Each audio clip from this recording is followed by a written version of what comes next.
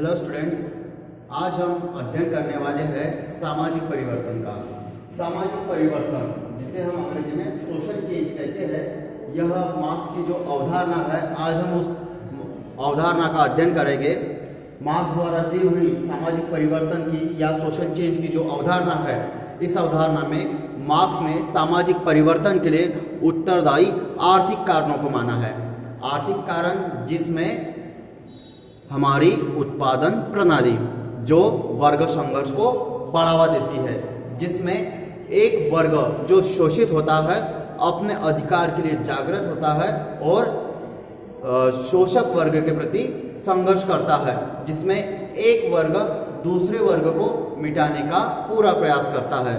आज हम जो सामाजिक परिवर्तन को पढ़ने वाले हैं, यह बहुत ही प्रसिद्ध सिद्धांत है, बहुत ही प्रसिद्ध अवधारणा है कार्ल मार्क्स की। तो हम देखते हैं सामाजिक परिवर्तन, जिसमें परिवर्तन होता है उत्पादन प्रणाली से, ऐसा मार्क्स का कहना है। देखते हैं मार्क्स क्या कहते हैं उत्पादन की प्रणाली में परिवर्तन।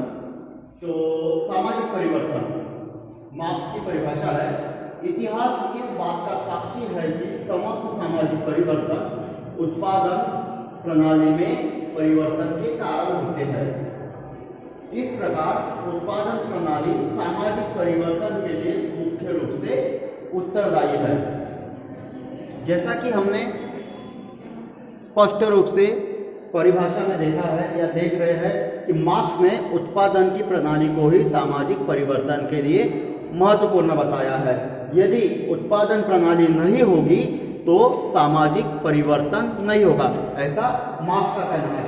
मार्क्स कहते हैं कि समस्त सामाजिक परिवर्तन उत्पादन की प्रणाली में परिवर्तन के कारण होते हैं। इस प्रकार उत्पादन की प्रणाली सामाजिक परिवर्तन के लिए मुख्य रूप से उत्तरदायी है, अर्थात उन्होंने उत्पादन की जो प्रणाली है उसे ही सामाजिक परिवर्तन के लिए जिम्मेदार या मुख्य कारण माना है। यदि उत्पादन नहीं होगा तो उत्पादन की प्रणाली सामाजिक परिवर्तन के लिए जिम्मेदार कैसे होगी। तो हम आगे बढ़ते हैं। कार्ल मार्क्स रोटी, कपड़ा, मकान, इन तीन चीजों को हमारी मूलभूत आवश्यकता मानते हैं। रोटी, कपड़ा, मकान, भोजन, वस्त्र और आवास, इन तीनों आवश्यकताओं की पूर्ति हमारी मौलिक आवश्यकता है। ये तीनों हमारी मौलिक आवश्यकता है, जो किससे संभव है? उत्पादन प्रणाली के आधार पर ही या उत्पादन प्रणाली से ही हमारी इस मौलिक आवश्यकताओं की पूर्ति हो सकती है। तो उत्पादन जो प्रणाली है, इसके मार्क्स ने दो पहलू बताया है। दो पहलू कौन से? पहला उत्पादन शक्ति और दूसरा उत्पादन संबंध। उत्पादन शक्ति अर्थात हम स्वयं, ठीक है, श्रमिक जो उत्पादन शक्ति है। अब ये क्या करता है? अपनी आवश्यकता के लिए उत्पादन करता है स्वयं की शक्ति से। तो हम क्या है? उत्पादन शक्ति है। अब उत्पादन संबंध, आदमी अकेला उत्पादन कर सकता है क्या? बिल्कुल नहीं। कोई भी व्यक्ति अकेला किसी कार्य को संपूर्ण नहीं कर सकता, इसलिए उसे अन्य व्यक्तियों की भी आवश्यकता होती है। उस व्यक्ति का अन्य व्यक्तियों के साथ जो संबंध होगा, जो अंतःक्रियाएं होगी, जो अन्य व्यक्तियों के साथ व्यवहार होंगे, जो अन्य व्यक्तियों के साथ वह व्यक्ति संबंध बनाएगा, वह उत्पादन संबंध कहलाए जाएंगे। अर्थात एक दूसरे के सहयोग से उत्पादन होगा। जो संबंध रहेगा हमारा अन्य व्यक्ति के साथ, वो सहयोग का संबंध रहेगा, तालमेल का संबंध रहेगा। हम एक दूसरे की मदद करेंगे, तालमेल बिठाएंगे, सहयोग करेंगे एक दूसरे का, तो क्या होगा? उत्पादन होगा और हमारी आवश्यकताओं की पूर्ति होगी। हमारी कौन सी मौलिक आवश्यकता है? रोटी, कपड़ा, मकान, भोजन, वस्त्र और आवास, ठीक है। फिर उसके पश्चात हम उत्पादन प्रणाली की विशेषताएं देख लेते हैं। उत्पादन प्रणाली की पहली विशेषता है परिवर्तनशील। यह जो प्रणाली है, उत्पादन प्रणाली कैसी है? परिवर्तनशील है। इसमें समय के साथ साथ परिवर्तन होते रहता है। अब ये जो परिवर्तन है तो ये प्रणाली एक जैसी नहीं रहती, इसमें हमेशा कुछ ना कुछ परिवर्तन होते रहता है, जो सामाजिक, आर्थिक और राजनीतिक क्षेत्र में भी परिवर्तन करते रहता है। उत्पादन प्रणाली कैसी है? परिवर्तनशील है। फिर उसके पश्चात उत्पादन के उपकरणों में परिवर्तन। अब उत्पादन हो रहा है तो उत्पादन के उपकरणों में भी परिवर्तन होगा। इस प्रकार क्या होता है कि उत्पादन के उपकरणों में परिवर्तन होता है, जिससे उत्पादक शक्तियों में भी परिवर्तन होता है।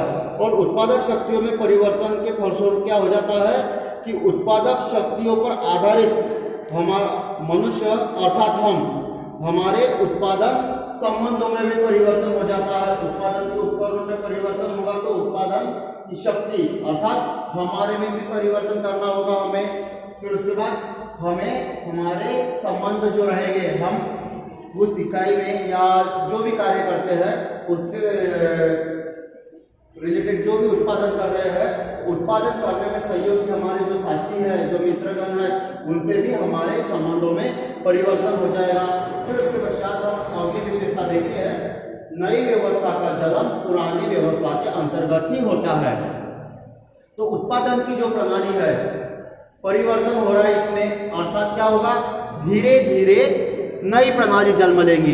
तो जो नई प्रणाली जन्म लेंगी वह एकदम से जन्म होगा क्या? नहीं, पुरानी प्रणाली है उसमें संशोधन होगा, धीरे धीरे धीरे धीरे कई स्तरों पे संशोधन होगा और एक समय ऐसा आएगा कि वह प्रणाली पूर्ण रूप से चेंज हो जाएगी, बदल जाएगी, जिसे हम कह सकते हैं कि उत्पादन की प्रणाली में क्या हुआ है, बदलाव हुआ है, जिससे नई प्रणाली का जन्म हुआ है।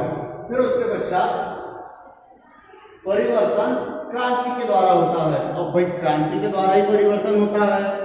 नया विचार आया तो क्या किया, हमने एक क्रांति की, उस क्रांति के आधार पर ही परिवर्तन हुए। पहले हाथ से चलने वाले उपकरण थे, फिर उसके बाद कोयले से चलने वाले, फिर भाप से चलने वाले और विद्युत से चलने वाले उपकरणों का हमने आविष्कार किया। तो परिवर्तन क्या है, क्रांति के द्वारा होता है। ठीक है, यदि हमने क्रांति नहीं की होती तो क्या होता, परिवर्तन नहीं होता। तो ये तो थे कार्ल मार्क्स के सामाजिक परिवर्तन का सिद्धांत, जिसमें उन्होंने सर्वाधिक बल दिया है उत्पादन प्रणाली पर। कार्ल मार्क्स क्या कहते हैं कि उत्पादन प्रणाली के फलस्वरूप ही वर्गों में संघर्ष होता है और एक वर्ग जो दूसरे वर्ग से शोषित है वह अपने हक के लिए जागृत होता है और शोषक वर्ग के साथ संघर्ष करता है। और शोषक वर्ग भी क्या करता है, शोषित वर्ग को मिटाने के लिए प्रयास करता है। एक वर्ग अपने वर्ग की रक्षा के लिए दूसरे वर्ग को मिटाने का प्रयास करता है। मार्क्स वर्ग संघर्ष पर अधिक बल देते हैं। अब हम मार्क्स की उत्पादन प्रणाली के आधार पर जो सामाजिक परिवर्तन का सिद्धांत है या सामाजिक परिवर्तन की थ्योरी है उसकी आलोचना देखते हैं। तो सर्वप्रथम सामाजिक परिवर्तन में अनेक कारण जिम्मेदार होते हैं। जरूरी नहीं है कि समाज में जो परिवर्तन हो रहा है वो उत्पादन प्रणाली के कारण ही हो, बाकी दूसरे भी कारण हो सकते हैं, रीतियां हो सकते हैं, रिवाज हो सकते हैं, परंपराएं हो सकते हैं, कोई अन्य भौगोलिक, कोई अन्य प्राकृतिक घटनाएं भी हो सकती है जिनसे समाज में परिवर्तन होगा। सिर्फ कारखानों में, मशीनों में या उत्पादन में परिवर्तन ही सामाजिक परिवर्तन नहीं है, बाकी सब प्रकार के परिवर्तन भी सामाजिक परिवर्तन होंगे जो अन्य कारणों से भी होते हैं। फिर इन्होंने क्या किया है कि अन्य कारणों को नकारा है, सिर्फ इन्होंने आर्थिक कारण को महत्व दिया है। ठीक है, परिवर्तन की जो प्रकृति है, परिवर्तन जो है वह क्या है, प्राकृतिक घटना है और प्रकृति के अनुसार ही समाज में परिवर्तन होते हैं। परंतु मार्क्स ने अधिकतर किस पर बल दिया है, उत्पादन प्रणाली के कारण होने वाले परिवर्तन को ही इन्होंने सामाजिक परिवर्तन कहा है। फिर जनांकीय एवं भौगोलिक कारणों की मार्क्स ने क्या की है, अवहेलना की है। जनसंख्यात्मक कारण और भौगोलिक कारण, इस कारणों को मार्क्स ने अनदेखा कर दिया है। अगर जनसंख्या नहीं होगी या भौगोलिक स्थितियों में परिवर्तन नहीं होगा तो सामाजिक परिवर्तन बिल्कुल भी नहीं हो सकता। तो ये था कार्ल मार्क्स का सामाजिक परिवर्तन का सिद्धांत, थ्योरी ऑफ सोशल चेंज। जिसमें उन्होंने सामाजिक परिवर्तन के लिए उत्पादन की प्रणाली महत्वपूर्ण बताई है।